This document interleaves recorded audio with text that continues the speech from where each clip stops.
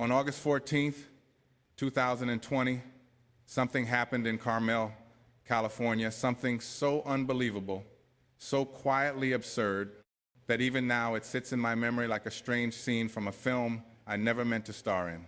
I had spent a lifetime building a reputation for patience, discipline, and quiet ownership, the kind of ownership that doesn't need to announce itself with signs or speeches. Years earlier, I had invested in a small hotel on the California coast, not for glory or for guests to whisper my name, but simply because I loved the idea of a place where people could rest under warm lights and soft carpets and feel the kind of hospitality my mother taught me when I was a boy. Nothing loud, nothing glamorous, just dignity in the details. And on that August afternoon, dressed in a plain shirt and old jeans, I walked into that very hotel to see how things were being run, quietly, anonymously, the way I preferred. No entourage, no notice, no Morgan Freeman is arriving. I just wanted the truth as it was, not as someone might perform it. But the moment I stepped inside, I felt something colder than the ocean breeze outside, an indifference, a carelessness, something that didn't belong to the vision I once had for that place. The receptionist didn't even look up at first. Her eyes were locked onto her phone, fingers tapping the screen as if I were invisible.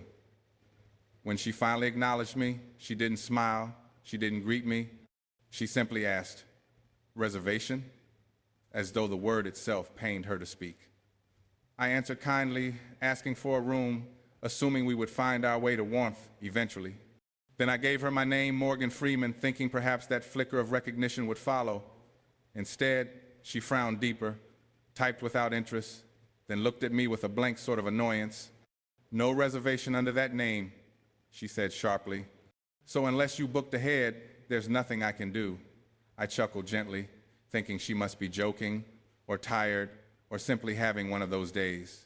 So I spoke again, soft as a whisper. "I own the hotel," I told her. Her reaction wasn't surprise, it was a smirk, small and sharp, like she thought I was just another man trying to bluff his way into an upgrade. "People say that all the time," she said, close enough for the insult to land exactly where she wanted it. Another staff member arrived, crossing his arms, repeating that without a reservation, I had no business standing at the desk. Their voices grew firmer, their patience shorter, and in the most surreal moment of that day, they called for a security guard. A tall man with stiff posture came toward me, face blank, voice firm, asking me to leave the building. To him, I was just an elderly man causing trouble in a lobby he didn't realize I built. And so I left. No argument, no raised voice. I've learned in this life that silence can echo far louder than shouting ever will. As I stepped outside, the sunlight hit my face, and I felt a strange mix of disappointment and clarity settle into my bones. A manager walked by at that exact moment, saw the guard escorting me out, and with a single glance, never lifting his head from his clipboard, nodded his approval. Morgan Freeman, the man who signed the checks and kept the lights burning in that building, had just been dismissed from his own doorstep. My watch read 3:41 p.m. I walked to my car, opened the door, and sat in the quiet hum of the interior, letting the truth of those few minutes settle. A culture doesn't collapse in a moment, it decays quietly in the corners where no one is looking until the rot finally becomes impossible to ignore. In those 5 minutes inside my own lobby, I saw everything I needed to see. So I made a phone call, not to complain, not to demand recognition, but to act. My assistant picked up. My lawyer was looped in moments later.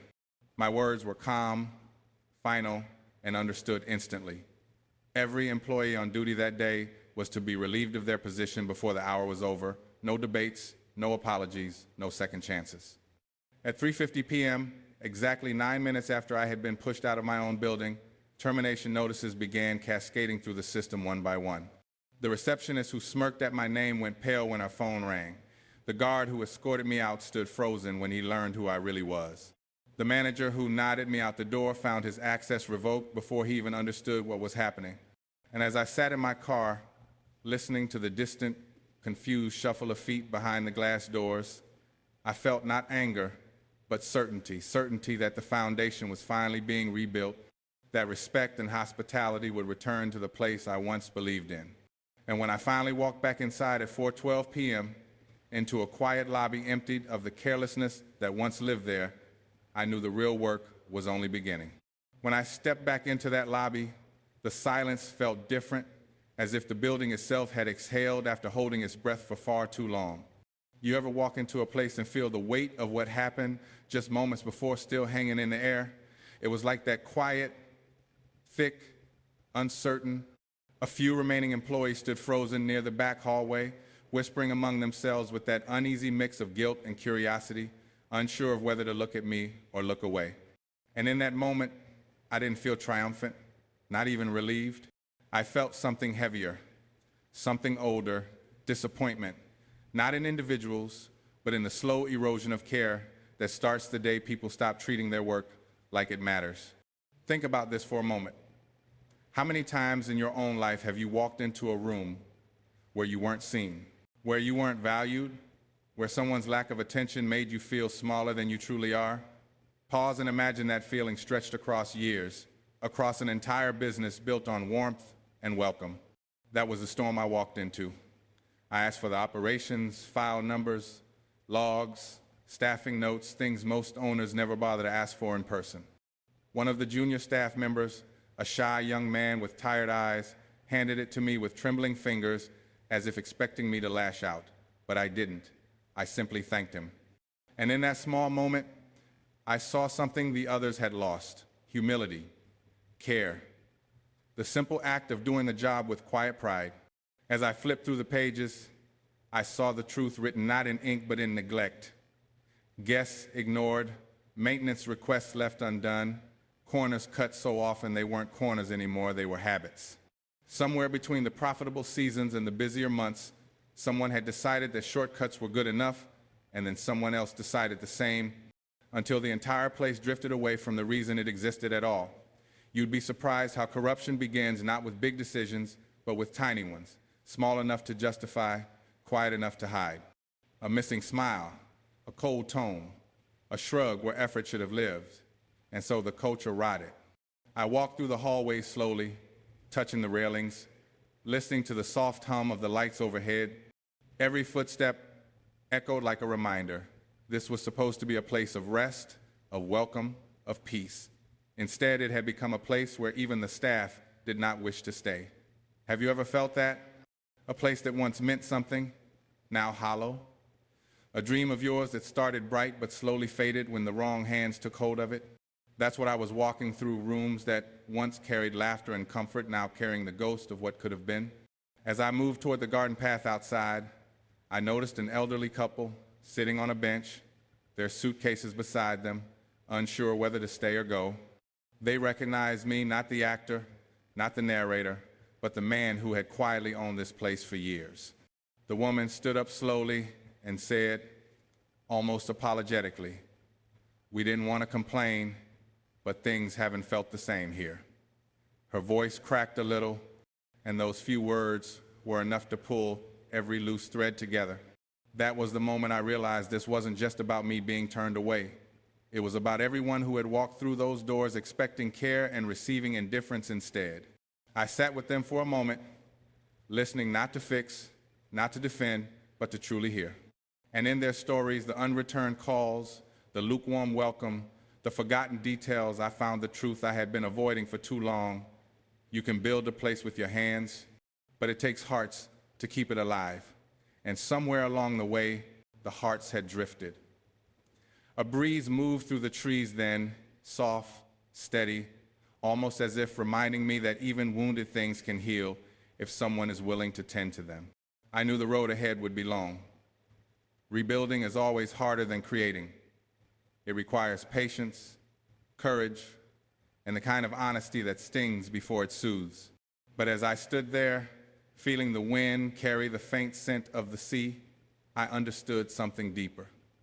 Sometimes life throws you out of the very thing you built not to punish you, but to force you to see what you stopped looking at. And that realization, that quiet, painful clarity, was only the beginning of what was still to come. The next step was quiet, deliberate, almost surgical in its necessity. I walked back inside the hotel, this time not as a man seeking understanding, but as one who understood and had to act. Each hallway felt longer, each door heavier, each echo a reminder of the responsibility that came with ownership, not the ownership printed on a paper, not the name on a deed, but the ownership that demanded presence, attention, and vigilance. Guests were still lingering, some hesitant to meet my eyes, others curious, wondering what had just happened. I moved slowly, observing, listening, taking in the details of a place that had once been a haven. The reception desk was empty now, the staff having dispersed after the initial shock of the terminations. But the absence of human error revealed another truth. Systems and protocols can only hold so much if the people who operate them have forgotten why the work matters. I walked into the kitchen, the scent of last night's meal still lingering in the air, counter sticky with neglect, pots stacked without care. I could feel the ghost of effort that once belonged there, and I realized that a building, no matter how well designed, cannot maintain its spirit without people who understand the weight of their roles. I found the temporary staff arriving from another property, their expressions cautious, measured, their movements efficient but detached.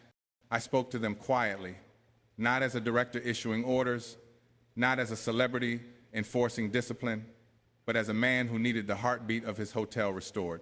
I told them simply, respect is not optional. Every guest, every corner, every interaction matters. Their eyes flickered, and I could see comprehension dawning. Think about this. How many times have you walked into a workplace and realized that no one truly understood why they were there, that the culture had eroded into a series of motions without meaning? Pause and imagine what it feels like to reclaim that space, not with anger, but with clarity, knowing that every decision you make will ripple outward, shaping how people treat one another. I walked the corridors again, touching the railings, checking the rooms, imagining the guests' experiences, the tired businessman, the family on vacation, the couple seeking a quiet moment away from the world. What would they feel if they walked into a lobby without warmth, if they were met with indifference instead of care? I could see it clearly now. The hotel had drifted because the people in it had forgotten that service is a reflection of respect, that hospitality is an extension of dignity, that every human being who enters a space deserves to be seen, heard, and valued. And so I made more calls, not to punish, not to lecture, but to rebuild. I reached for the people I trusted, the ones who understood the philosophy I had lived by in life and on sets, in studios and theaters, in moments that demanded precision and integrity. They would come in, not to oversee, but to instill presence, to teach vigilance, to remind those who came after that the culture of a place is only as strong as the care its stewards carry. The temporary staff, tentative but willing, began their work, setting things in motion that would ripple into months of restoration. And I realized, standing there in the soft glow of the lobby lights, that this moment, chaotic, surreal, almost absurd, was a rare gift. It forced me to see the fragility of systems, the impermanence of habit, the danger of assuming loyalty and diligence where they had long since eroded. Have you ever faced a moment where everything you built, everything you trusted, seemed to crumble in minutes, and yet within that collapse lay the seed of true clarity? That was my moment. I walked through the rooms, noticing small details, beds made without care, towels folded mechanically, a painting slightly askew on the wall, a chair left with dust on the seat. These things, small and seemingly inconsequential, spoke louder than words. They were evidence that the heart of the place had grown quiet, had stopped speaking, and in that silence, I found my own voice, not raised, not angry, but steady, deliberate, saying, "This must change." And it will. The guests returned later that day, their eyes curious but hopeful. They saw the difference immediately. Staff greeted them with attention. Smiles returned to faces that had learned the meaning of presence in just a few hours. And I realized something profound. Leadership is not about public recognition, not about authority displayed on the surface. Leadership is the quiet insistence that standards matter, that dignity matters, that every interaction has weight. The hotel was not just a building, it was a reflection of values, of care, of the human capacity to honor what we touch and the people who walk through our doors. And as I walked out to the garden terrace, feeling the ocean breeze against my face, I understood the deepest lesson of that day. Presence is everything. Without it, even the finest structures can falter. With it, even the most neglected corners can be transformed. And in that transformation, not just the hotel, but the people in it, the guests, and myself, were all reminded of what it truly means to take responsibility, to act decisively, to hold space for respect, dignity, and humanity. As the hours passed and the lobby filled with the soft hum of renewed energy, I stood quietly to observe, not as a man claiming victory, but as one witnessing the rebirth of a place that had nearly lost its soul. You see, it's easy to forget that buildings are only bricks and mortar, but their true life lies in the people who inhabit them, the staff, the guests, the unseen hands that polish the railings, fold the towels, or greet strangers with warmth. And in that moment, watching faces that had transformed from fatigue and disinterest into attentiveness and pride, I realized something that goes far beyond hotels and staff, far beyond authority and power. This is the essence of responsibility, the quiet, unspoken weight of stewardship. Think about it, how often do we, in our own lives, delegate too much, assume too easily, and overlook the small signs of drift that eventually become disasters? Pause and imagine that your life, your work, your family, or even your dreams could erode in such small increments without your noticing. That day in Carmel, in less than 10 minutes, I was shown how quickly neglect can compound, but also how swiftly presence and decisive action can restore balance. Guests came forward, some hesitant, some curious, asking what had happened, and I smiled, not with arrogance, but with the calm certainty that clarity brings. I told them simply, sometimes things need to be reset so that respect can return. That is what matters most. And as I watched the staff, the temporary replacements, the returning managers adapt to a renewed standard, I understood that leadership is not about fame, not about titles, not even about the power of decision. It is about the courage to intervene when the human element has faltered, the humility to recognize what's broken, and the wisdom to act with precision and fairness. Have you ever felt the weight of knowing that in a single moment, you could either let a situation spiral further into disrepair or take action to reclaim what matters most? That is the weight I carried that afternoon, and it was heavier than any role I ever played on a screen. And yet, paradoxically, it was lighter too, because action, when rooted in principle, frees the spirit in ways indecision never can. By the time night fell over Carmel, the hotel had transformed, not in grandeur, not in wealth, but in essence. Respect had returned, attentiveness had returned, and the quiet hum of care had been restored to the corners that once whispered neglect. I walked through the hallways one last time that evening, feeling the presence of something profound.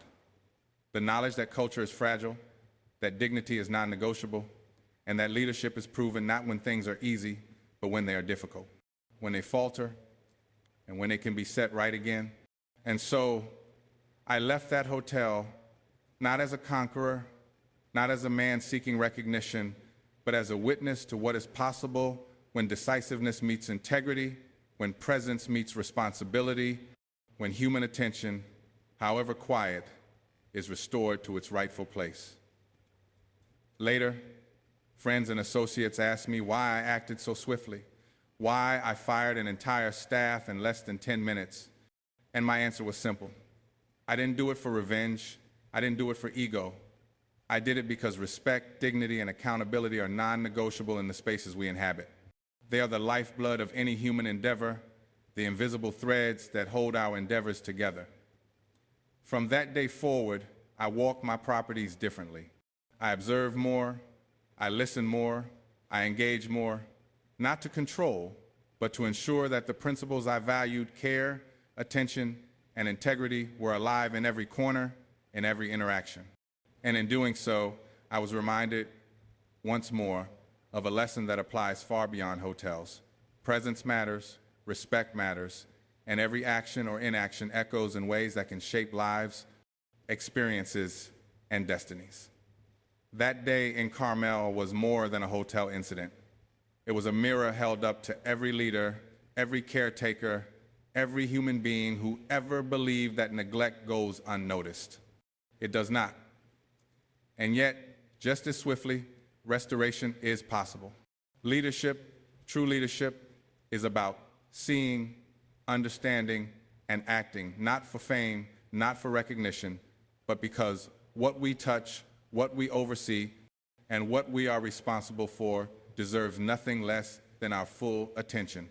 That day, in 9 minutes, I reclaimed not just a hotel, but a principle, a standard, a truth, that ownership is responsibility, vigilance is love, and respect is the foundation upon which everything else is built. And as I finally stepped out into the evening air, the Pacific breeze brushing against my face, I felt the quiet satisfaction of a job done not in haste, but in clarity, precision, and principle, a reminder that even in the face of shock and disbelief, integrity can always be restored, and humanity, in its simplest, truest form, endures.